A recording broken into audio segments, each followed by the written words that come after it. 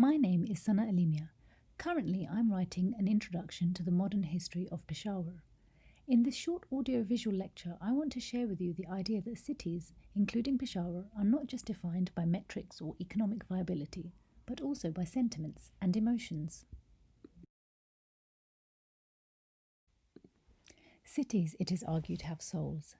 One often finds references to cities as organic living and breathing entities. New York is angry, Berlin relaxed, Paris a romantic, and South Asia's very own Peshawar is, well, Peshawar ho Peshawar dakana. Peshawar is Peshawar. Urbanization is taking place at a rapid pace across Pakistan, yet in the popular imagination only a few of the country's main cities are understood as having an authentic urbanity. This is because in the popular imagination, urbanity is not just about metrics. It's also about sentiments, histories, and an affect created by the city. Peshawar is one of these cases. What makes a city a city? What makes something urban? And is urbanity experienced in the same way by all residents? These are just some of the questions I've started to grapple with of late as I engage in a project of writing about the modern development of Peshawar, a city located in the northwest of Pakistan. During colonial rule, Rudyard Kipling, a novelist and journalist and one of Britain's most prominent Orientalists, called Peshawar the city of evil countenances, home of the magnificent scoundrels and handsome ruffians. For British colonialists, viewing the city through racialized tropes, Peshawar's residents were equally heroic as they were criminal. These tropes of heroism and criminality were gendered and were used to understand and frame the repeated and bloody military defeats the British faced in the Anglo-Afghan Wars and the sustained anti-colonial violence that emerged in the region. Peshawar for the British was a frontier city. Today, many tropes surrounding the city, the region and its people remain. Within Pakistan, a state that has been so heavily defined by geopolitics, the dominance of the military as holders of state power, and internal structures of ethnic discrimination, Peshawar is still imagined as a frontier city. These imaginings have real material impacts. It means there's less funding for a social welfare system than there is for, say, a military barrack.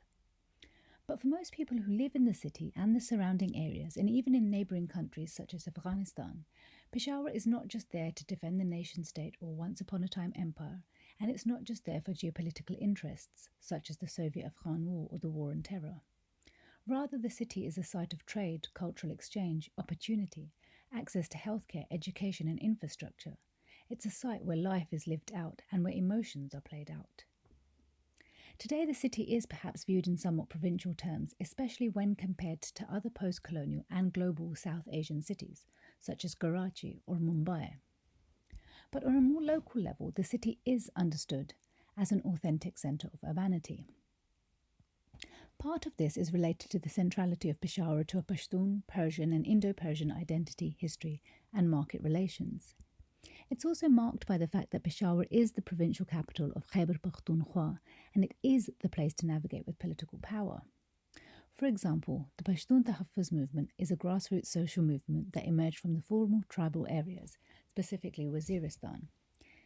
The movement sits on the pulse of people's feelings and desires for social and political equality. In 2018, when it decided to move its rallies outside of Waziristan and bring its demands to the country, its first point of call was Peshawar, specifically the Ring Road.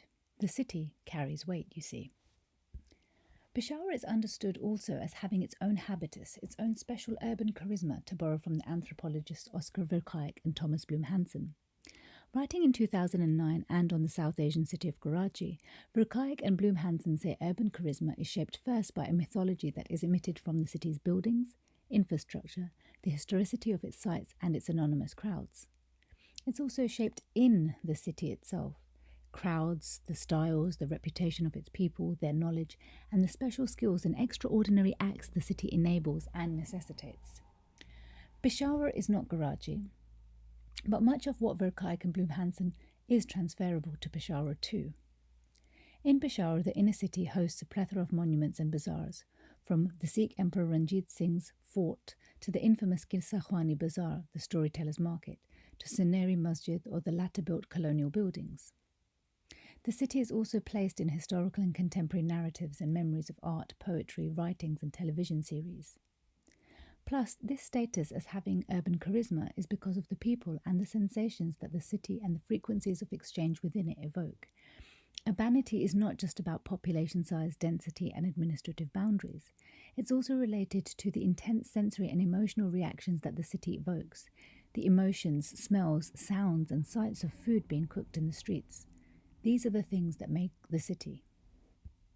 In 2016, on the border of a wealthy/middle-class neighbourhood, the provincial government, led by Pakistan's Tehreek-e-Insaf Party, the party of the current Prime Minister Imran Khan, built a new flyover that was meant to cut traffic time in half.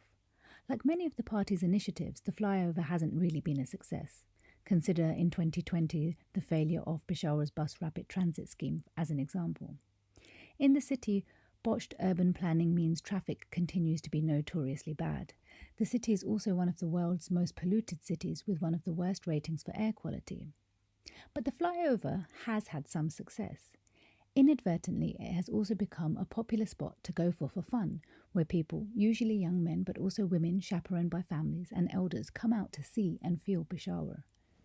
Before the impacts of COVID-19 at least, people would drive up to the highest point of the flyover, its third tier, on their motorbikes, cars, vans, taxis or rickshaw. Some would go up on their bicycle and others would walk up it. And there they would take a view of the city. You would find young boys, street hawkers, selling balloons, sweets and snacks.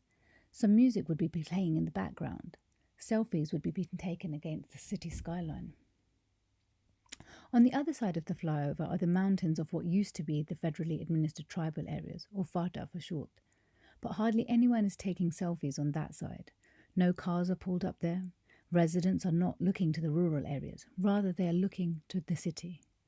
The view exposes the imagined millions of anonymous individuals and families, neighbourhoods, spaces, and experiences that make up Peshawar's urbanity. Interestingly, the story of Pakistan's urbanization is not just about big cities getting bigger. The country has the fastest urbanization rate in South Asia today, with a 3.4% annual growth rate. But much of Pakistan's urban growth is the result of increasingly population-dense rural regions.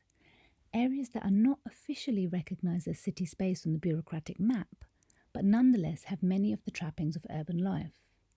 Mohammed Qadir, a professor of urban studies at Queen's University, Canada, says that if population density is a marker of urbanity, Pakistan is 60 to 65% urban. Plus globalization and the deeper penetration of capitalism is blurring the lines between the rural, the urban, local, regional and the global.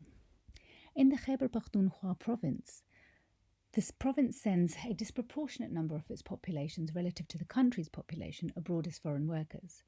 Many end up in the Gulf Arab states. When they return, they often contribute towards urbanization, either by moving towards a city or a big town, or by making changes to their own towns and villages. But these returnees are not normally referred to as having become urbanites themselves, and nor are their spaces that they transform, their towns and villages, understood as being authentically urban. This word and this state, to be an urbanite, is still directly connected to being a part of one of the big cities. Let's turn to the word shehri to have a look at this. In Urdu and Pashto, there is no direct word for urban per se. The closest word we find is city, shehr, derived from Persian. Similarly, the closest word for urbanity is shehri, which translates more accurately as to be of the city and or citizen, and it also leads to the word shehriyat, citizenship. In pre-colonial Central and South Asian cities such as Peshawar, akin to Delhi, Lahore and Kabul, these cities were spatially segregated from rural areas through walls and gates. In Peshawar today, there remains a popular myth that the true urbanites of the region are the Hindko population, who are an ethnic group that historically were often found in the walled city of Peshawar. But scholars show that the inner city, the walled city, was also known for its diversity. A regional trade hub, it was home to a large Hindko-speaking population known for their trade networks, sure, but it was also home to Pashtuns, Muslims, Hindus, Sikhs, and travellers from other regions. After 1849, when the British captured the city from Sikh ruler Ranjit Singh, the city and its surrounding areas started to be viewed primarily through the prism of security. This meant greater controls and surveillance over populations. It also resulted in a reification of identities and how populations and space were organised. Hindkos were urbanites and only this, and Pashtuns suddenly became rural/tribal and only this. This has been unpacked by historians such as Shah Mahmud Hanifi and Robert Nichols, who have shown how Pashtuns were key actors in the urbanization and politics of a wider Central and South Asian region through migration. Yet the power of these tropes still carries weight. Today in Peshawar, the physical walls of the gated city are no longer standing. You may see them on the maps issued to tourists or in museums, but the city has expanded massively beyond these walls. In fact, today the entire Peshawar district is being referred to as a city district. Definitions of who is an urbanite are also actually changing, as new groups of people and new identities and new ethnicities and new nationalities move to the city because of conflict, badly managed natural disasters, or the negative impact of structural adjustment programs in agrarian society. Others move for economic opportunity and social mobility. The biggest modern transformations to the city, of course, came from the movement of Afghan nationals into the country after a period of some 40 years of conflict in Afghanistan, starting off with the Soviet-Afghan War, civil war, the rise of the Taliban, and then the war on terror. Today, 1 in 5 Peshawarites has origins in the Afghan nation-state.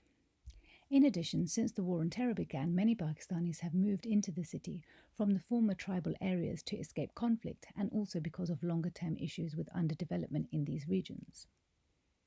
The city is also being transformed through the emergence of a new middle class that has greater purchasing power, larger disposable incomes, and greater political influence within the country as a whole. Interestingly, we see similar patterns of urbanization and expansion and migration patterns taking place in other parts of Khyber Pakhtunkhwa. Mardan, Sawabi, Nowshera, Jarsada, all are growing in size, population density, education opportunities, and infrastructure, and all are complicated layers of identities, social mobilities, ethnicities, and the like present there too. Interestingly, however, these expansions that are taking place in Mardan, Sawabi, Nowshera, Jarsada, these new towns and newly urbanizing spaces, are not understood as being authentically urban per se. In the region, it is Peshawar that remains the main city that attracts people to it. It is Peshawar that is Peshawar, no? The ways in which Peshawar is imagined are important because they tell us something about how emotions, feelings, and sentiments can also make the city and can also draw material resources into the city. But a question I find myself asking is the city experienced in the same way by everyone?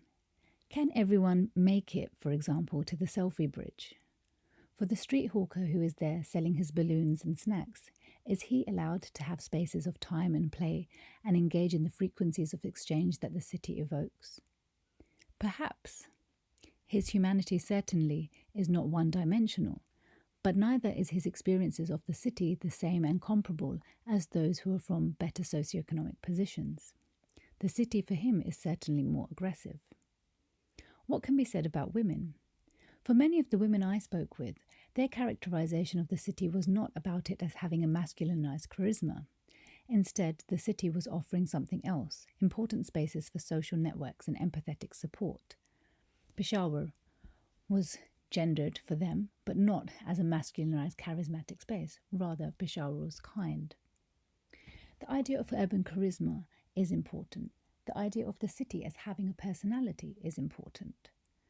It tells us why people invest in the city, why they move there, why they have attachments to it. And it tells us about an energy that is hard to quantify, but is certainly there and expressed in everyday language. But it's not the only way to understand the city. The idea of, for example, urban charisma is a potentially dangerous one if we use it without contextualization or layering. It could lend to, and sometimes does lend to, PR-ready language that encourages a vision of Peshawar to be imagined as a touristic city with a romantic history of a heroic past, without really understanding that for many, actually, whilst Peshawar certainly may be charismatic, it's not experienced in the same way, and inequalities remain within it. Indeed, like many cities shaped by structures of colonialism, patriarchy, and masculinized military might and capitalism, there is always a darker side lurking, making the city less about a positive charisma and more about layers of oppression and exploitation that must be navigated with. These then are some of the things that I'm looking to explore as I write up my history of Peshawar, and I hope that you'll join me on the journey.